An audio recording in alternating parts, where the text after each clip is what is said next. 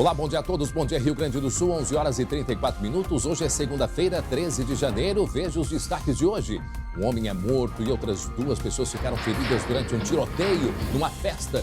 Foi no final de semana em Alvorada. Vejam só a quantidade de tiros. E a polícia ainda está à procura dos criminosos. A festa acontecia e, de repente, os tiros. O cantor ficou desesperado, se abaixou, foi confusão total. Isto aqui na região metropolitana de Porto Alegre. Em seguida, a gente traz todos os detalhes. E em Canela foi enterrada a 4ª vítima de feminicídio do estado este ano. Roselane da Silva foi atingida por disparos dentro de um supermercado e não resistiu aos ferimentos. De acordo com a família, o atirador era obcecado por ela, mas não tinha qualquer relação íntima com essa mulher. E uma mulher de 44 anos morre atropelada na RS 401 em General Câmara, na região carbonífera. Vejam só, ela e outras 6 pessoas caminhavam pela rodovia em direção à igreja, quando foram atingidas por um carro que estava desgovernado. Outras 4 pessoas seguem internadas. E sobe para 31 o número de cidades que decretaram situação de emergência por causa da estiagem.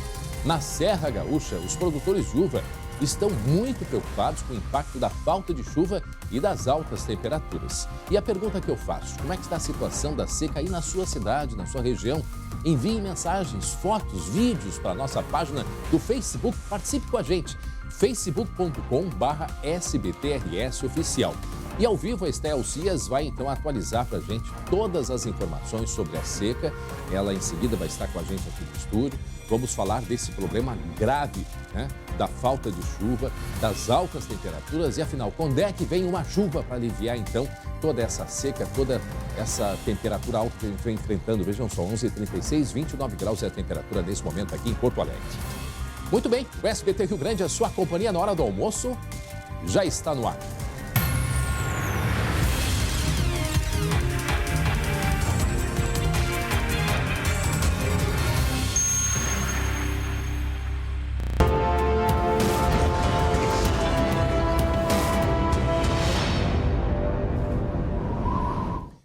Subiu para 31 o número de cidades gaúchas em situação de emergência por causa da seca.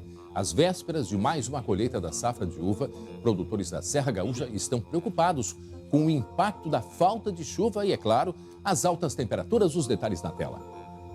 Nuvens carregadas são esperança de chuva, mas não amenizam o prejuízo já causado pela seca nos parreirais de Bento Gonçalves, a 130 quilômetros de Porto Alegre. Em dezembro, choveu menos de 20% do esperado.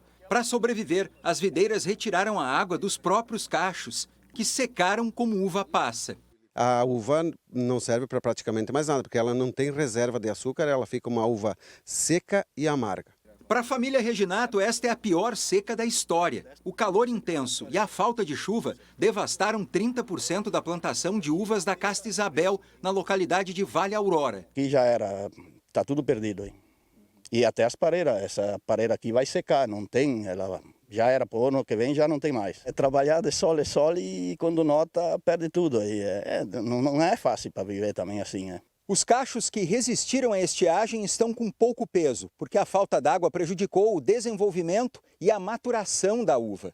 Este ano, a estimativa é de uma perda de pelo menos 20% na safra de uva no Rio Grande do Sul. A colheita não deve chegar a 500 mil toneladas, 200 mil a menos do que na safra do ano passado. Este pesquisador explica que a estiagem não foi a única responsável pelo prejuízo. Nós tivemos também, no período de outubro, novembro, um excesso de chuva aqui na região, que coincidiu com o período de floração da uva.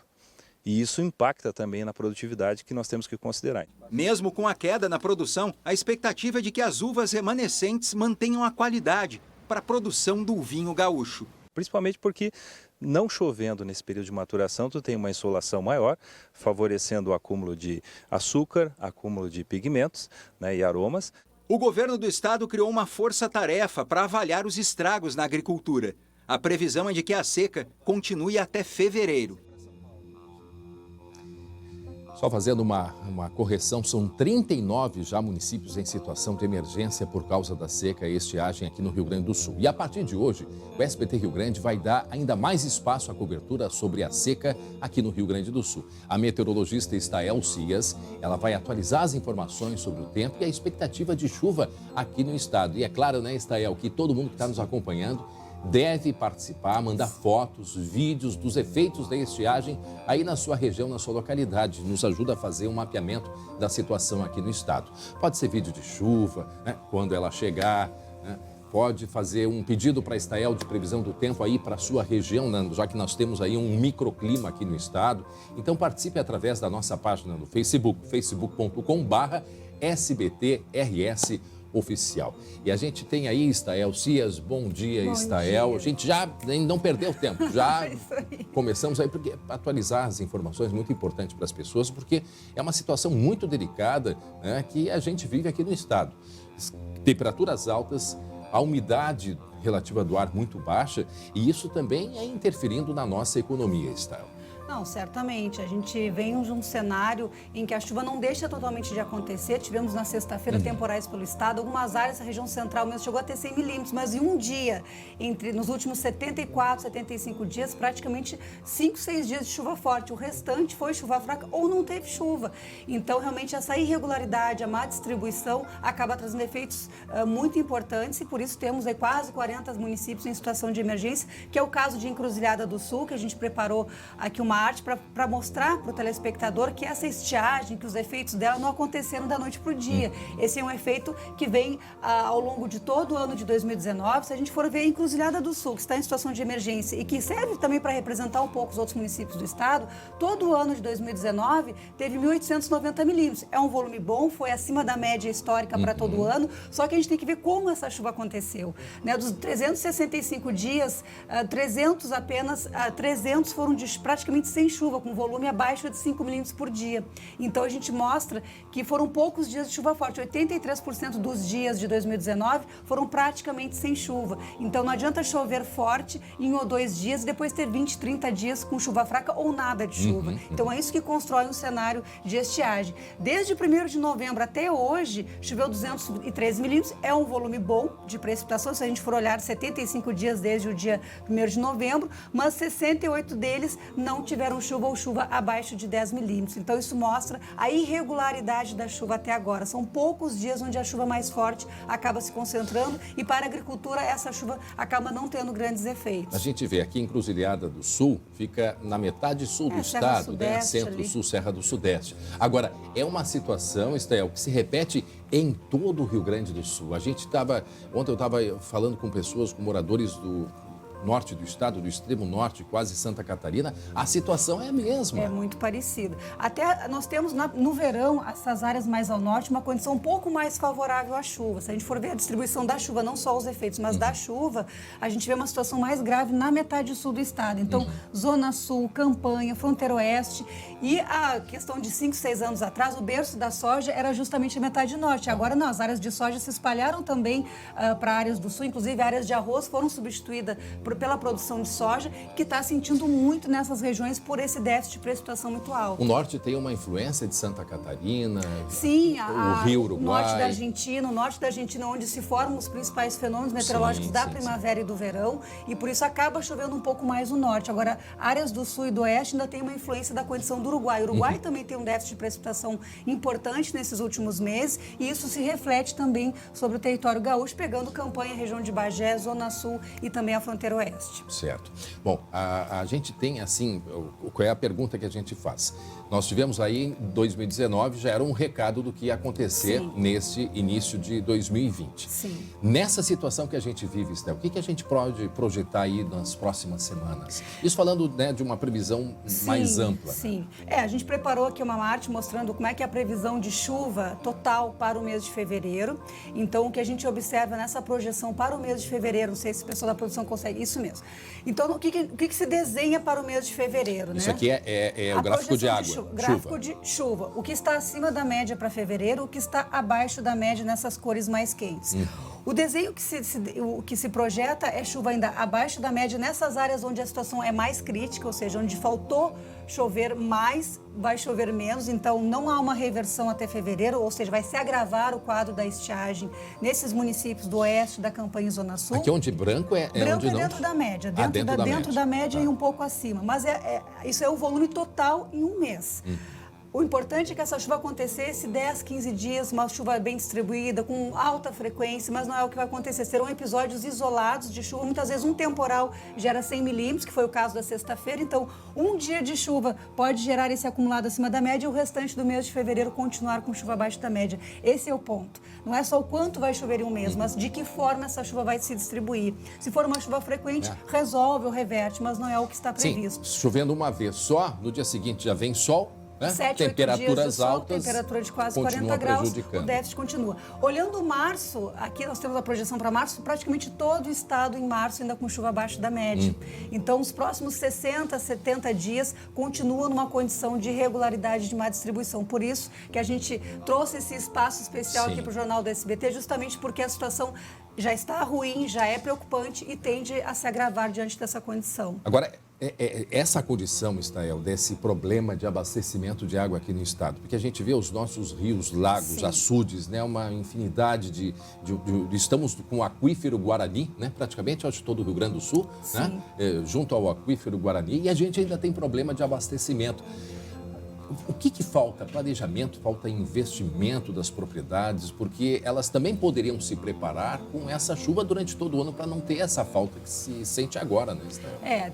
Deveria ter uma forma de armazenamento mais eficiente. Que não é de hoje que se fala. Não é de hoje, nisso, não só nas propriedades, mas na cidade também. Hoje se tem tecnologias, tem prédios que conseguem armazenar água e usar isso muitas vezes no dia a dia. Eu lembro que em 2001, Estael, eu fui para Israel com um grupo de prefeitos aqui do Vale dos Sinos para conhecer o sistema de irrigação. Porque lá só com o Rio Jordão, já disse isso aqui, que é um arroio, né, para nós, assim, que não é um rio, é assim, é um arroio, abastece toda a Europa com frutas e verduras no sistema de gotejamento, que é um aproveitamento, né, exatamente, da água. mais eficiente, não tem desperdício. E o gotejamento é justamente o que a agricultura precisa, que mantenha aquela regularidade de umidade, de precipitação, de água, que é o necessário para as plantas se desenvolverem plenamente. E no nosso clima, que no verão não acontece isso, pelo contrário, a chuva é isolada, muitas vezes forte, mas depois vem um período de 10, 20 dias sem chuva e é o que vai acontecer. Esse é um verão normal, em termos de distribuição de chuva, aquela chuva que o agricultor chama de chuva falhada. Chove na parte da lavoura, a lavoura se desenvolve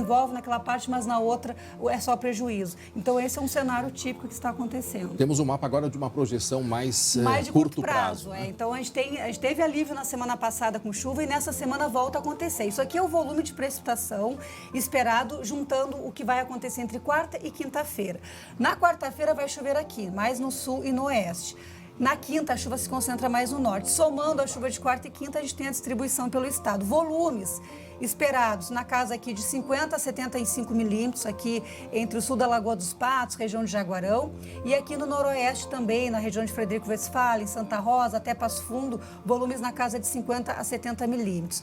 Nas áreas aqui, a gente falava em Encruzilhada do Sul, né? O volume de precipitação aqui, 10, 15 milímetros. É uma das regiões que está em situação de emergência e a gente não vê um volume bom. Inclui Porto Alegre aqui, né? Porto Alegre ainda tem uma mancha amarela na casa de 20 a 30 milímetros. Claro, a gente tem que ressaltar que entre quarta e quinta-feira vai ter a ocorrência de temporais, vai ter vento, vai ter granizo. O volume de precipitação pode surpreender em algum ponto ou outro, mas em geral essa é a perspectiva. Essa é uma média. Bom, daqui a pouco a Estael volta aqui com a gente e até para responder perguntas de vocês, dos nossos telespectadores. Entre na nossa página do Facebook, SBTRS Oficial. Entra lá e manda vídeos, faça sua pergunta sobre a chuva aí na sua região, na sua localidade.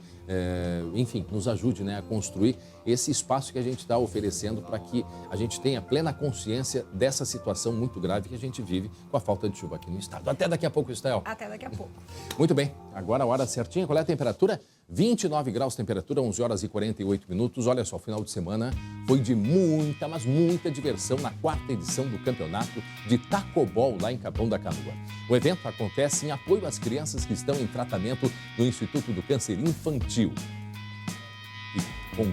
Uma chuvinha não estraga os planos destas crianças. Elas são guerreiras e, por isso, lideram os seus times no campeonato de tacobol, tarefa fácil para pacientes do Instituto do Câncer Infantil. O tratamento é muito difícil, né? Ele é duro, então, assim, tirar as crianças um pouco dessa rotina do dia a dia faz muito bem para a autoestima. Tá muito demais. Atletas, artistas e comunicadores tinham a missão de jogar, mas o ponto só valia se batessem na mão do técnico ou técnica. O evento, promovido pelas lojas Lebes, agitou a beira da praia de Capão da Canoa.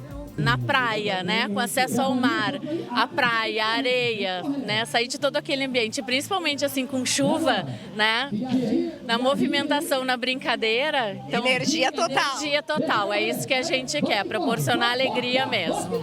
A Júlia, de 9 anos, se jogou no mar antes do torneio. Se deu sorte, já vamos ver. Mas ela é incrível. Nem parece que descobriu a doença aos 4 aninhos. Depois que ela se curou, é só vida, né? É vida, vida e vida. Não tem preço mesmo.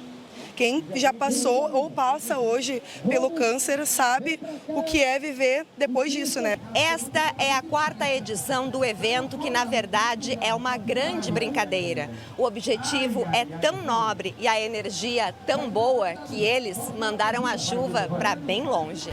Lance após lance, chegou à final. E o mergulho da Júlia, hein?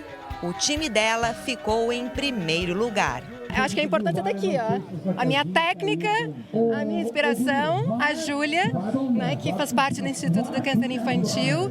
E eu acho que é por eles que a gente está aqui. O que importa é mais a felicidade, o amor e também dividir as coisas com as pessoas, porque eu vou dividir se eu ganho meu prêmio. Parabéns, campeã! Aliás, para todos vocês.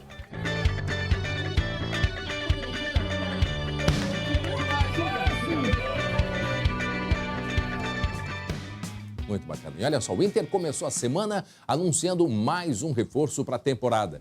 Quem é? Quem é ele? Quem é ele? Débora de Oliveira. Oi, Débora. Oi, André. Ano passado tirei 2º lugar ali na competição. Esse ano a Lu Coleman nos representou e ficou no lugar mais alto do pódio. Que bacana, né? Ó, Marcos Guilherme veio lá das Arábias, André. O pessoal que vem das Arábias, tu sabe, né? Tem que dançar conforme os homens lá. Então a gente vai ter que começar a dançar música árabe também? Se prepara, porque ele é atacante. E cada vez que ele fizer gol, nós vamos desafiar tu e o Jeremias. Eu acho melhor vocês fazerem umas aulinhas. Não, mas eu já irem sabe, casualmente, ontem eu estava olhando um vídeo de uma danças, só homens dançando uma música árabe, mas muito divertido, muito bacana. Acho que vale a pena a gente treinar. Vou te mostrar. Me traz esse vídeo, porque eu acho que tu e o Jeremias vão precisar dele muito nessa temporada. Mas tá aí, ó, jogador de 24 anos, ele que se destacou bastante jogando no São Paulo, né, antes de ir para a Arábia Saudita, e assinou um contrato de 2 anos com o Inter, fica aqui até o final de 2022, tem uma forma bastante parecida com o que o Koudé gosta de utilizar o time em campo, é vertical, nas jogadas. Ele é aquele jogador raçudo, brigador, que o torcedor tanto gosta. Então, acho que vai se identificar bastante com o torcedor do Inter. E foi anunciado ontem, né? Mais uma jogada de marketing do clube muito bacana ali do pessoal da comunicação, que primeiro colocou uma foto surpresa ali de penumbra e depois anunciou, então, esse novo reforço para a temporada. Exatamente. Ó, o Renato fez cirurgia no sábado, tá tudo bem, tá? Queria só dar notícias dele para o torcedor tricolor, porque eu sei que se preocupa bastante, fez uma ablação, né, para quem não conhece, para quem não sabe, e ocorreu tudo bem com a cirurgia do Renato, já está de repouso, já está se recuperando para voltar 100%, ele tirou uma pausinha de 10 dias aí para fazer essa nova intervenção no coração, mas vai voltar tinindo para fazer coraçãozinho junto com a gente, tá bom? E tô com elas aqui, André. E nada ainda disso aí. Não. O Marcos Guilherme pegou o avião, veio lá da Arábia, chegou em Porto Alegre, já fez foto com o Inter e a camisa nova ainda não saiu do campinho. Qual é o programa que a pessoa participa e pode escolher se quer a branca ou se quer a vermelha? É só nas nossas 4 linhas, né, André? É só nas 4 linhas. Então, assim, ó, hoje tem mais uma participação para quem tá em casa. Douglas! Buzininha pra quê? São Motors, que tá sempre com a gente aqui no Chama. Agora, André, ontem foi um dia de despedida, né? De um jogador que foi muito querido no futebol brasileiro e que faleceu no último sábado, de falência múltipla de órgãos. Ele estava bastante debilitado desde 2016, quando ele sofreu um AVC. Eu estou falando do ex-goleiro Valdir Joaquim de Moraes. O ídolo palmeirense tinha 88 anos, defendeu o Verdão entre 58 e 68, mas era gaúcho. Amigos e fãs participaram do velório do ex-jogador aqui no cemitério São Miguel e Almas, em Porto Alegre. Ele deixa a esposa, Dona Ivone, 2 filhos, 2 netos, entre eles o querido também Dani Moraes, que está jogando no Santa Cruz, foi formado na base do Internacional, se destacou aqui no Inter e hoje está lá no Santa Cruz de Recife, e também 5 bisnetos. Além do goleiro, né, ele foi técnico e preparador dessa posição no Palmeiras durante muitos anos. Começou aqui no Extinto Renner de Porto Alegre, onde ele foi campeão gaúcho em 54. Aliás, ele era o único jogador que ainda estava vivo daquele título gaúcho.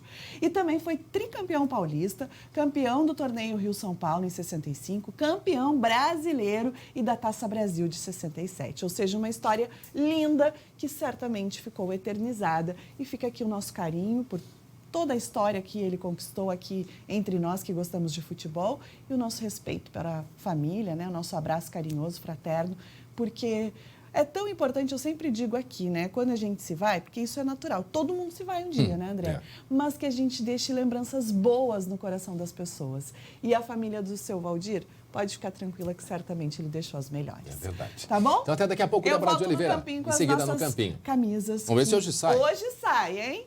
Tá bom. Até já, então. Obrigado. 11h55, 29 graus a temperatura nesse momento. E atenção, um homem morreu e pelo menos 2 pessoas ficaram feridas num ataque a tiros em uma boate em Alvorada, aqui na região metropolitana de Porto Alegre. Foi na madrugada de sábado. E a Lu tem informações direto da redação, né, Lu? Bom dia, Lu. Bom dia, André. Bom dia a todos. Pois é, foi ali no finzinho da madrugada, né, de sábado, já início da manhã, ali por volta das 5h30. E olha só que pânico, né? Assustador. Assustador. O MC Rodson, ele estava ali no palco, né, ele estava fazendo um show, se assustou no início. Imagina. A gente até vê que ele não percebe que são tiros, mas aí é uma rajada, né? A gente conta pelo menos uns 10 tiros. Houve aquele pânico geral, era uma festa, inclusive, muito movimentada, tinha muita gente lá dentro. Olha só, olha a quantidade de tiros, né, André? Uns 9, 10 tiros, dá pra ouvir. Uns 9, 10 tiros, com certeza. E o seguinte, eu fui até lá Alvorada tentar ver como é que aconteceu, na verdade, né? Teve um jovem de 19 anos que morreu, né, em meio a esses tiros. A polícia acredita que ele era realmente o alvo, ele tinha antecedentes como menor infrator por tráfico e outras 3 pessoas ficaram feridas. Um de raspão foi atendido, em 1 hora já foi liberado, mas outros 2 ainda estão em atendimento, internados. Menor de idade também. Um menor de idade, inclusive em estado grave, André, viu? E uma menina que foi atingida no braço que deve passar aí por uma cirurgia. A polícia acredita que tenha sido uma questão de tráfico, viu, Isso André? lembra o que aconteceu aqui no litoral sul do estado há pouco tempo atrás, né? Ali no final do ano também, uma boate.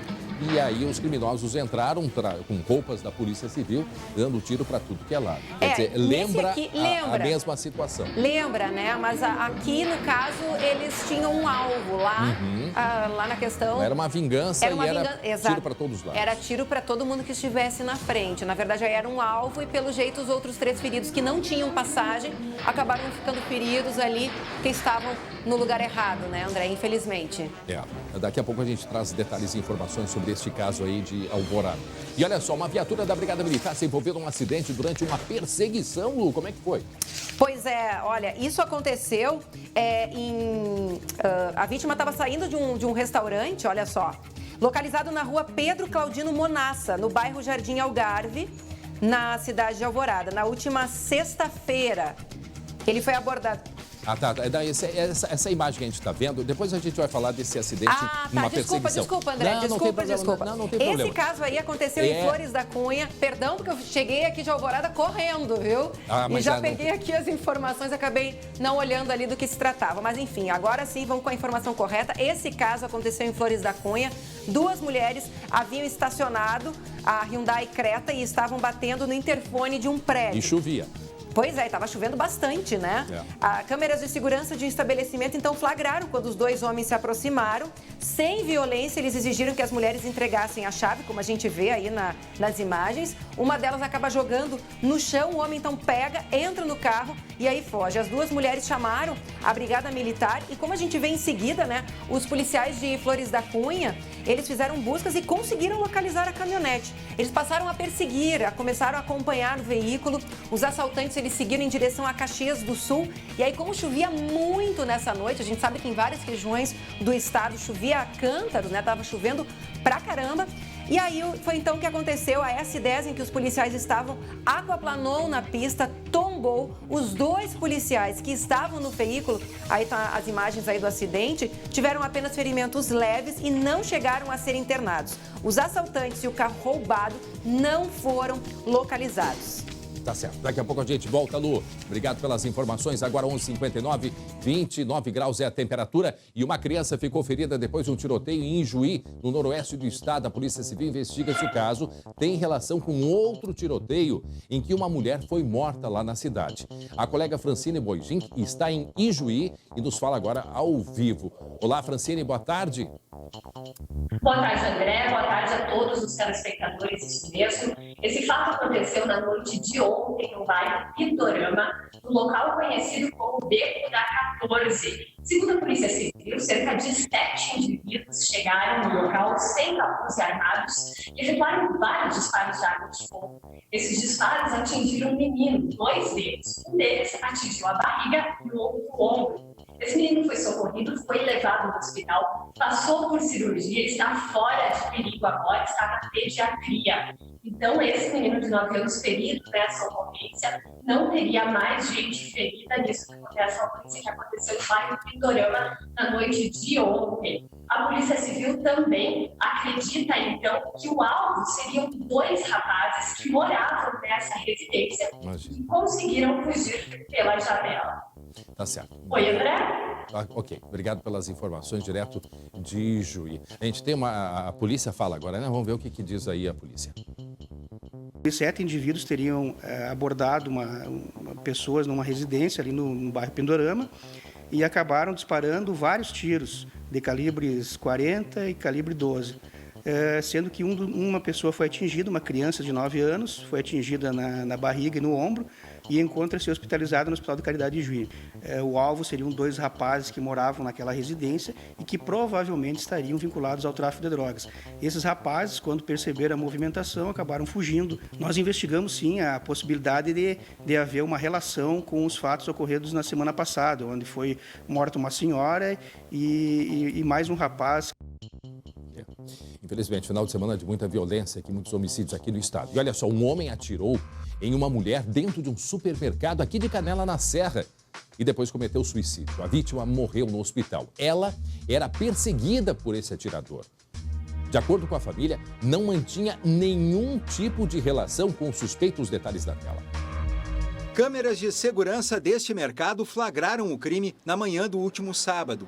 Roselane Cândida da Silva, de 45 anos, e o companheiro se aproximam da entrada do mercado quando Manuel Adelar da Silva, de 63 anos, saca a arma e começa a atirar. O casal corre, mas é perseguido pelo atirador, que dispara pelo menos 4 vezes. Tentando fugir, o marido arrasta Roselane, ferida com 3 tiros. Em seguida, Manuel sai do mercado, caminha algumas quadras e comete suicídio. Com o corpo, a polícia apreendeu um revólver calibre 32. Roselane foi levada para o hospital, mas não resistiu. O enterro aconteceu no domingo, no cemitério de Canela, na Serra Gaúcha. É uma mulher que sempre ajudou todo mundo, sempre rindo. Nunca fez mal para um cachorro nenhum, nem para ninguém. A família da diarista disse que o homem perseguia a Roselane há cerca de 4 meses. Eles se conheciam e chegaram a morar próximos aqui em Canela, mas nunca tiveram um relacionamento. Nas últimas semanas, o assédio passou a ser quase diário. Ali no centro, uma vez também teve que parar um monte de carro, que ela estava de bicicleta, e ele saiu correndo atrás dela, puxando o braço, o cabelo. E ele falou que se não fosse dela, não ia ser de ninguém. Segundo a família, Roselane procurou a Polícia Civil para reclamar da perseguição, mas não conseguiu, porque faltavam elementos para fazer o registro. Eles falaram que não tinha como fazer nada, porque não tinha provas de agressão, de qualquer coisa, não tinha prova concreta nenhuma, e eles não podiam nem fazer um boletim de ocorrência. Ela então foi até a Polícia Militar no dia 23 de dezembro e fez um boletim de ocorrência. Fez um TCzinho lá, que não serviu de nada e acabou nessa tragédia da minha mãe levando tiro, morta covardemente, né? De acordo com o delegado, não seria possível enquadrar o caso na Lei Maria da Penha, porque Roselane e Manuel não mantinham uma relação. A investigação vai apurar os fatos que levaram ao crime. Este é pelo menos o 4º caso de feminicídio no Rio Grande do Sul em 2020. E a Polícia Civil informou que nem a vítima, nem a família dela registraram um boletim de ocorrência na delegacia. Agora, o principal objetivo desta investigação é apurar se havia vínculo ou não entre a Roselane e o Manuel. Isso a polícia precisa investigar e descobrir. Muito bem, e um homem morreu e pelo menos duas pessoas ficaram feridas num ataque a tiros numa boate de Alvorada aqui na região metropolitana de Porto Alegre. Foi na madrugada de sábado. Foi assustador, o DJ ali, o cantor, o grupo, todo mundo se divertindo e de repente aquele tiroteio. Olha aí a imagem, olha só, de repente 9, 10 tiros a gente consegue contar. Assustador, assustador. Daqui a pouco a gente traz todos os detalhes desta história. Foi um final de semana, infelizmente, com muitas mortes, muitos homicídios. Repetindo, isso aconteceu aqui em Alvorada, na região metropolitana. Um jovem de 19 anos morreu e a polícia acredita que ele era o alvo. Outras 2 pessoas ficaram feridas, entre elas um rapaz de 17 anos que está em estado muito grave. A Lu vai contar pra gente em seguida toda essa história, todos os detalhes. E a polícia agora quer identificar, portanto, o que de fato por trás desse tiroteio, que muitas pessoas ali na linha de tiro. A gente vai deixar o áudio só para vocês escutarem o pavor, porque o cantor, ele no início não se deu conta de que era um tiroteio. Até se dar conta, ele se atira no chão e a gente vai ver ali no detalhe da imagem. Olha ali, sobe o som. E aí ele se atira no chão, assustador. Isso aqui, como eu digo, isso aí aconteceu aqui em Alvorada, na região metropolitana. O jovem de 19 anos morto, as outras 2 pessoas feridas, um rapaz de 17 anos em estado gravíssimo, tá? Em estado gravíssimo. E a polícia acredita, sim, que o que morreu era alvo dos criminosos, até porque ele tinha antecedentes criminais. Mas daqui a pouco a Lu Coman vai contar em detalhes pra gente do que aconteceu nesse final de semana. Foi no amanhecer de sábado, aqui em Alvorada, na região metropolitana. 12:06, 29 graus é a temperatura nesse momento aqui em Porto Alegre. Olha só, uma resolução do Conselho Federal de Medicina reduziu a idade mínima para a mudança de sexo no Brasil e também definiu idade mínima para adolescentes trans começarem o tratamento hormonal.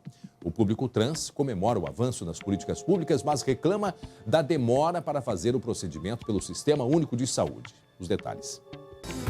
Carol foi a primeira trans formada pela Faculdade de Direito da Universidade Federal do Rio Grande do Sul.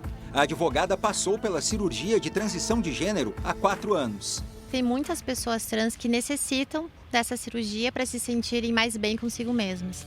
A resolução do Conselho Federal de Medicina reduz de 21 para 18 anos a idade mínima para que transgêneros possam realizar cirurgias de afirmação de gênero, quando há o desejo de mudança de genitália. O texto define como transgênero a pessoa que não se reconhece como sendo do sexo de nascimento. A mudança também inclui regras no acesso a terapias com hormônios. Agora há uma idade mínima para iniciar o tratamento, 16 anos. Antes, esse tema não era regulamentado e as definições aconteciam por meio de pareceres médicos específicos. O texto ainda prevê atendimento de crianças e adolescentes. Na criança não se faz nenhuma intervenção medicamentosa ou cirúrgica ou qualquer procedimento médico. O que se faz com a criança é acompanhar essa criança e propiciar o ambiente para que ela possa se manifestar adequadamente. O Hospital de Clínicas de Porto Alegre é um dos pioneiros em tratamentos e cirurgias de transição de gênero no país. Para o chefe do serviço de urologia da unidade, a resolução aprimora as regras anteriores, de 2010. Nós aqui atendemos pacientes de todo o país. São pouquíssimos os centros no país que têm um atendimento público completo. Não dá para esquecer que essa é uma cirurgia sem volta, ou seja, nós não podemos errar. O erro tem que ser zero em relação à transformação. O Ministério da Saúde avalia se as mudanças vão ser incluídas no tratamento gratuito oferecido pelo Sistema Único de Saúde. Nós vamos ter de levar essa resolução, avaliar o impacto dela sobre as normas do sistema e, então, a partir daí, definir o que deve, ser atualizado ou não dentro dessas normas. A população trans comemora as mudanças, mas também reclama da demora no processo feito pelo SUS. O Clínicas, por exemplo, faz apenas uma cirurgia por mês. Nós temos uma demanda muito grande em relação ao acesso à cirurgia, que tem inibido também muitas pessoas de acessarem realmente por causa do tempo de espera nas filas. Carol também aponta que falta ouvir mais a população trans. Nós temos lideranças muito grandes no movimento trans aqui no Brasil, nos movimentos locais também. Aqui no Rio Grande do Sul, a Igualdade RS é uma delas. São todas instituições e organizações fortes que trazem sempre a conscientização, que são dedicadas à pesquisa e ao desenvolvimento dos nossos direitos. Só que, infelizmente, não houve nenhuma consulta. Lara mora em Santa Maria. Ela se operou mais tarde, aos 35 anos, no ano 2000. E, desde então, teve a vida transformada. Uma mulher completa. Isso que mudou. Após a cirurgia, é uma extrema felicidade, é uma felicidade que a gente não consegue nem explicar. Muito bem, 12h e 10 minutos agora. Vamos direto para a redação, porque a polícia investiga o sequestro relâmpago de um empresário, dono de uma rede de restaurantes. Os criminosos obrigaram este empresário a dirigir até a casa dele e lá, simplesmente, Luciane Coleman, fizeram uma limpa na casa do empresário. Uma limpa. Exatamente, André. Agora sim, as imagens sobre esse sequestro. A vítima estava saindo, como a gente vê, de um restaurante na rua Pedro Claudino Monassa, no bairro Jardim Algarve, em Alvorada. Na última sexta-feira, então, ele foi abordado, a gente vê ali, por 3 indivíduos armados, anunciaram o assalto e exigiram que a vítima entrasse na caminhonete ali de cor branca, que a gente vê que foi saindo ali. Os criminosos, então, circularam com a vítima por 15 minutos até chegarem na casa dela, que fica no bairro Jardim Crai, em Viamão. No local, então, eles renderam o caseiro, levaram o empresário para dentro da casa, amarraram o empresário e aí os bandidos fizeram a limpa. Levaram aparelhos eletrônicos, dinheiro, até o carro do caseiro. Enquanto os criminosos estavam revirando a casa, o caseiro, que estava preso no banheiro, conseguiu fugir pela janela e aí buscou a ajuda de um vizinho para acionar a brigada militar. Os criminosos fugiram e até o momento ninguém foi preso e ninguém foi localizado, infelizmente, André. Pois é, fugiram com tudo isso. Pois é, muita coisa, né? Inclusive com o carro do caseiro, né? Não, e mais do que isso, eles tinham informações, né, Lu? Com certeza, né? Tinham informações. Que o empresário estaria nesse restaurante lá em Alvorada, no bairro Jardim Algarve, que morava lá. De todo o material que Jardim tinha em Crai, casa. Exatamente. Então agora por isso tem que descobrir. Com câmera de segurança não é difícil. Consegue a identificação pelo menos dos indivíduos, né? E o caminho que foi seguido, né? Olha, se eles não tinham alguma informação privilegiada, eles meio que apontaram pela sorte, mas acabaram sendo certeiros, né? Foram certeiros. Bom, outro assunto importante, olha só, um homem morreu ao cair de um carro dentro de um rio. Foi na região noroeste do estado. Conta pra gente o que aconteceu. Tiradentes do Sul, lá no noroeste, André. Pois é, o Carlos dos Santos, de 50 anos, ele estava sozinho. E aí ele capotou e caiu dentro desse rio, que é o Rio São Francisco, lá em Tiradentes do Sul. O veículo só foi localizado na manhã de domingo por um morador ali do distrito de Alto Uruguai. A gente vê ali, os moradores, olha só o carro, né, capotado, de cabeça para baixo ali no rio. Mas assim, segundo a polícia, André, não tem nenhum indício de que tenha ocorrido algum crime. Provavelmente foi um acidente mesmo, né? Perdeu a direção do carro. O Carlos do Santo acabou perdendo, exatamente, perdeu o controle do veículo, caiu, capotou e acabou falecendo. Agora, infelizmente. O nível do rio muito baixo, morreu pelo impacto mesmo, né? Com certeza, ali nas pedras, né? Apesar que ali, aonde olha o carro... ali, olha só o carro ali. Ali até tinha ainda um Mas pouquinho muito d'água. raso ali, muito raso, muita pedra, né? Então acabou ali tendo um impacto muito forte ali dessa queda. Agora, eu não sei qual foi a hora do acidente, mas a gente vê que o acesso ali na ponte é uma ponte que não tinha nem a proteção lateral, né?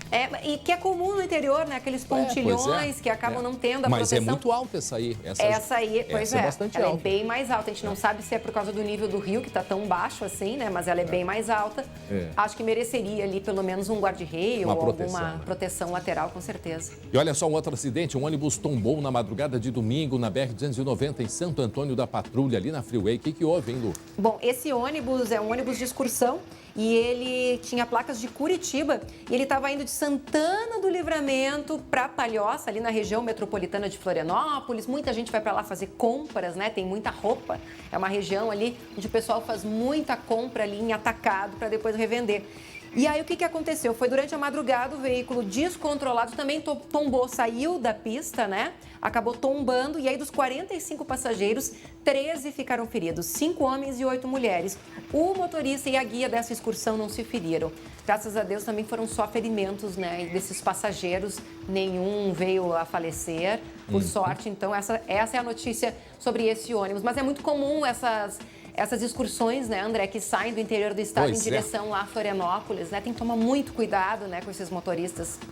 Muito cuidado. E aquele negócio, né? Você pode atravessar a pista e atingir outros carros Com em cheio, certeza, né? Que é um risco muito grande aqui na Freeway. Até porque o intervalo ali das pistas, né? Ele favorece isso, porque tem a descida e a subida. Tá certo. Obrigado pelas informações, Lu Coleman. Agora 12h15. Olha só, ainda hoje a gente vai mostrar que uma mulher de 44 anos foi atropelada aqui na RS 401 em General Câmara, aqui na região carbonífera. Olha o que aconteceu. Ela e outras 6 pessoas estavam caminhando pela estrada em direção à igreja. Estavam caminhando em direção à igreja quando veio um carro desgovernado e atropelou esse grupo. Daqui a pouco a gente traz todos os detalhes para você de mais esse acidente que aconteceu aqui na região carbonífera. 29 graus, 12h15 agora.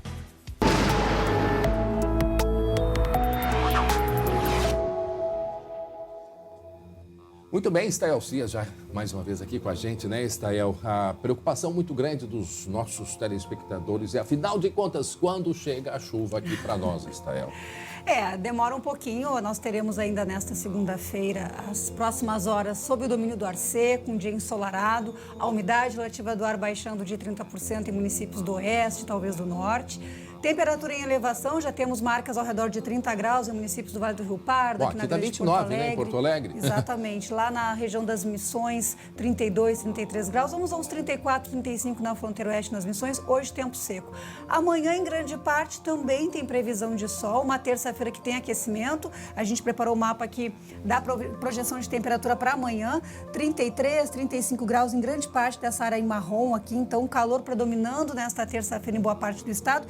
E no final do dia poderemos ter algumas pancadas isoladas aqui pelo oeste e sul, mas também com volumes irregulares, nada muito importante em termos de volume amanhã no final da tarde. Na quarta-feira temos o mapa de quarta com a projeção de temperatura, vejam, 36, 38 graus desde o oeste, passando pela Campanha e sul, mais de 30 graus na Serra, 33 graus também entre o Planalto e a região das Missões. E aí na quarta-feira sim, nós devemos ter a aproximação de uma frente fria, a gente mostrou no início o mapa de projeção de quarta e quinta-feira. Quarta-feira alerta para a metade sul, áreas que podem ter temporais intensos, até porque teremos 36, 38 graus, então alerta para uma quarta-feira que tem temporais com vento, com raios, possibilidade de queda de granizo e o volume de precipitação nessas regiões em razão dos temporais pode até ser significativo. Metade norte, sol, muito calor na quarta-feira, mas de forma isolada não descartaria alguma chuva.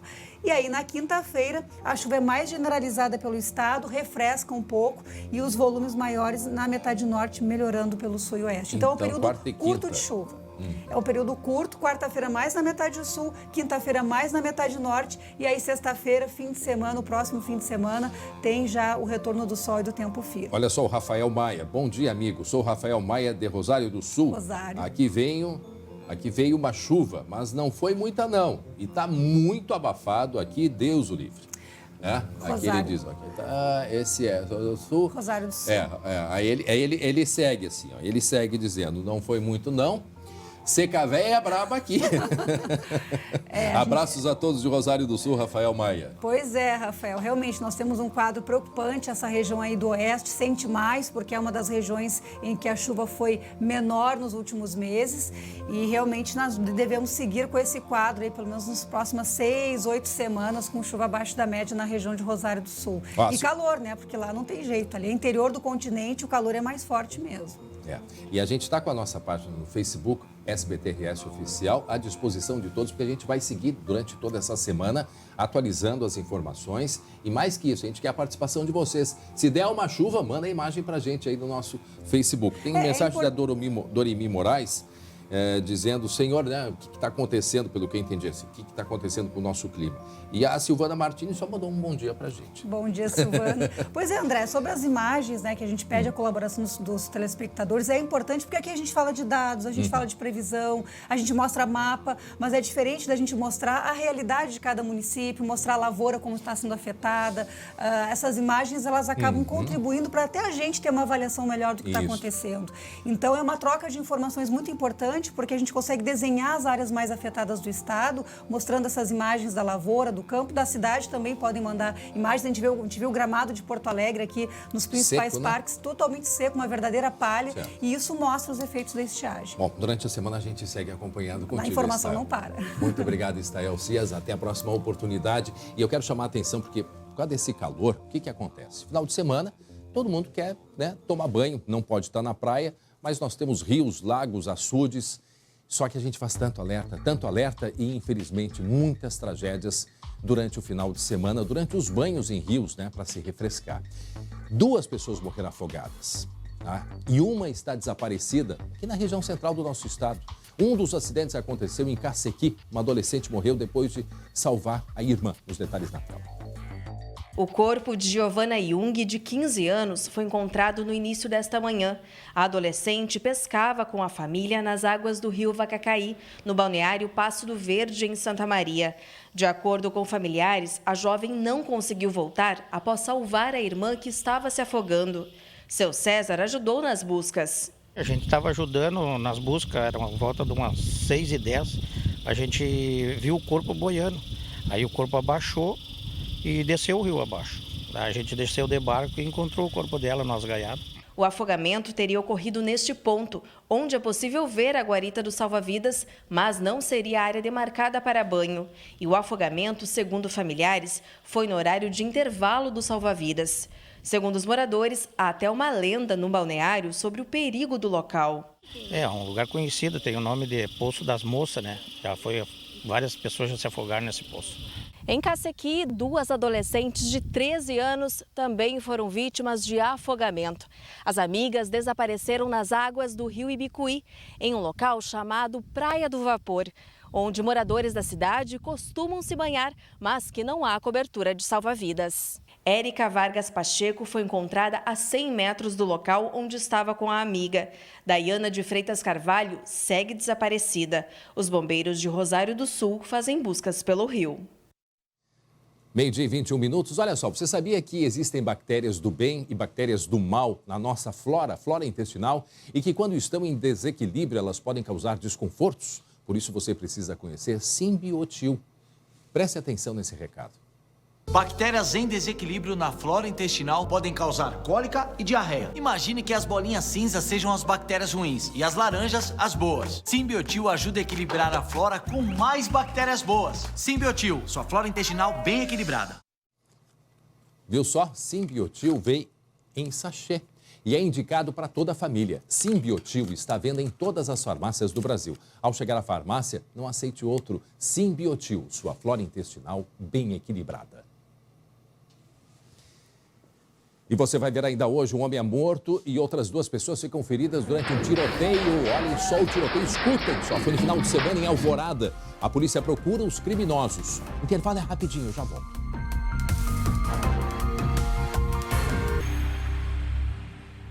Olha só, quer melhorar de emprego? Então faça como milhares de pessoas em todo o país. Faça Grau Técnico, a maior rede de ensino técnico do Brasil. Não é mesmo, Giovanni? Tudo bem? É isso aí, André.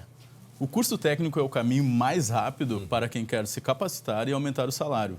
O grau técnico tem os melhores instrutores e estrutura completa. Pois é, e tem VT novo. Roda aí pra gente ver. Grau Técnico, a maior rede de ensino técnico do Brasil, está transformando a vida das pessoas em todo o país. São mais de 30 cursos para você conquistar a sua vaga no mercado de trabalho. Pense no futuro. André, e veja que oportunidade imperdível. Quem ligar agora para o 0800 000 4321 ou enviar um WhatsApp para 519 9811 9696 ganha 50% de desconto na matrícula, uniforme e material didático grátis. Que bacana. E olha só, tá esperando o quê, hein? Pense no futuro, faça Grau Técnico. Obrigado, Giovanni. Até a próxima. Até a próxima. E olha só, atenção, porque um homem morreu e pelo menos 2 pessoas ficaram feridas num ataque a tiros numa boate de Alvorada, aqui na região metropolitana. Foi na madrugada de sábado, os detalhes na tela. O crime aconteceu nesta casa noturna de Alvorada, por volta das 5h30 da manhã de sábado. João Pedro de Paulo, de 19 anos, morreu na hora. Ele tinha antecedentes por tráfico. Tem depoimentos contraditórios aí das testemunhas com quem a gente falou até o momento, né? Alguns dizem que um carro teria passado e efetuado disparo em direção ao pessoal que estava na frente, e alguns dizem que teria iniciado disparos no interior do estabelecimento. Testemunhas relataram que a vítima estava vendendo maconha e cocaína na região. A polícia investiga a informação e acredita que, pelas características do crime, haja sim relação com o tráfico de drogas. Outras 3 pessoas ficaram feridas pelos disparos e encaminhadas a hospitais da região.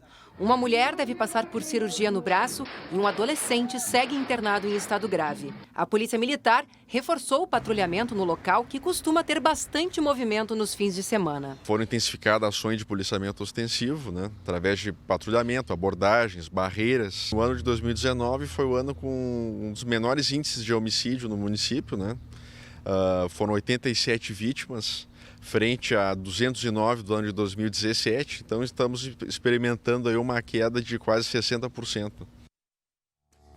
Quem tiver qualquer informação, foto ou vídeo que possa ajudar a polícia a identificar os atiradores, pode passar informações de forma anônima para a polícia. E a Lu tem mais informações a respeito desse caso. O Disque Denúncia, lembrando, é 181 e tem aí o telefone na tela 984690504, né, Lu? Pois é, André, esse WhatsApp, inclusive, a polícia está recebendo vídeos, fotos, para ajudar realmente a elucidar esse crime e a identificar esses atiradores. E olha só umas informações que a gente recebeu ali no local, através de testemunhas, pessoas que viram o que aconteceu. Primeiro, esse rapaz, ali na hora que a perícia chegou, ela localizou e encontrou junto ao corpo dele várias trouxinhas de cocaína e maconha, o que acabam comprovando de que ele estava realmente vendendo drogas ali no local. Uma outra testemunha viu o corpo dele sendo retirado de dentro da boate para fora. Ou seja, agora a polícia não sabe se ele foi morto ali fora ou se ele chegou a correr lá para dentro e os atiradores atrás. Claro que isso tudo agora depende de uma investigação bem minuciosa para então elucidar e identificar quem matou e por quê, André? Agora, olha só, o pessoal se divertindo ali e a quantidade de tiros. Foram pelo menos 10 tiros que a gente conta. O cantor, teve que se agachar. Hudson, exatamente, era uma festa muito movimentada, estava bem cheia, era uma festa bem concorrida, bem esperada ali na região. Esse bar que fica na região central, André, fica ali na Parada 50. É uma região onde tem vários bares, ou seja, fim de semana, sexta e sábado, fica assim, fica cheio, Eu fico imaginando quantas pessoas poderiam ter sido alvo, poderiam estar feridas, Sim, imagina 10 tiros numa boate cheia. Não, escuro, à noite, o pessoal se divertindo, dançando e para tudo que é lado. Meu Deus, assustador. Obrigado, Lu, pelas informações. Obrigado, Lu. 12h e 31 minutos, e olha só, uma mulher de 44 anos morreu atropelada na RS 401 em General Câmara, aqui na região carbonífera. Ela e outras 6 pessoas caminhavam em direção à igreja quando elas foram atingidas por um carro que estava desgovernado. Outras 4 pessoas seguem internadas. Na tela. Janaína Borges Peixoto, de 44 anos, foi enterrada hoje de manhã neste cemitério, no interior de Triunfo. O acidente foi às 6h30 da manhã de domingo na ERS 401, que liga Triunfo a General Câmara. Janaína vinha caminhando com um grupo de amigas na beira da rodovia. Elas estavam pagando promessa. Algumas pessoas disseram que o carro vinha em zigue-zague. Depois do atropelamento, o veículo veio parar neste valão. Janaína não resistiu aos ferimentos. A hipótese do motorista, de 49 anos, ter ingerido álcool não está descartada. Indício leve, né, é a presença de 2 latas de bebida dentro do veículo, 2 latas de cerveja, né, uma aberta e outra já totalmente consumida, né. Mas é muito cedo que a gente vai depender de provas periciais nele, né, e prova testemunhal. Outras 2 amigas de Janaína ficaram feridas, assim como os 3 ocupantes do carro, identificado como sendo de São Jerônimo. Após o acidente, não foi feito no local exame para detectar o consumo de álcool por parte do condutor. Quando a polícia rodoviária chegou no local, o local estava de uma certa forma já desfeito, porque até para evitar mais uma morte no caso, né, o condutor foi conduzido ao hospital, né, porque estava apresentando sinais de lesões graves. Entre as testemunhas que o delegado pretende ouvir estão os bombeiros voluntários, que fizeram o atendimento da ocorrência. E pelo que eu sei, uma das passageiras, uma menina acho que de 13 anos, pelo que eu ouvi hoje, ela saiu bem, então também tem condições de colaborar com essa investigação. Agora vejam só a gravidade. As pessoas caminhando, né, na beira da estrada, era de manhã cedo, indo para a igreja, e a grande possibilidade, segundo informa aí a polícia, de uma pessoa embriagada. E não se conseguiu se fazer imediatamente, porque numa rodovia assim, né, a dificuldade de acesso é muito grande. Então, até chegar a equipe de socorro, infelizmente, uma tragédia, né? O que aconteceu, mulher que morreu e 4 pessoas que seguem internadas nesse acidente aqui na região carbonífera. Muito bem, 12h34, 29 graus é a temperatura nesse momento. Cadê a Débora de Oliveira chegando aí com um campinho? Ela e o Jeremias Werneck.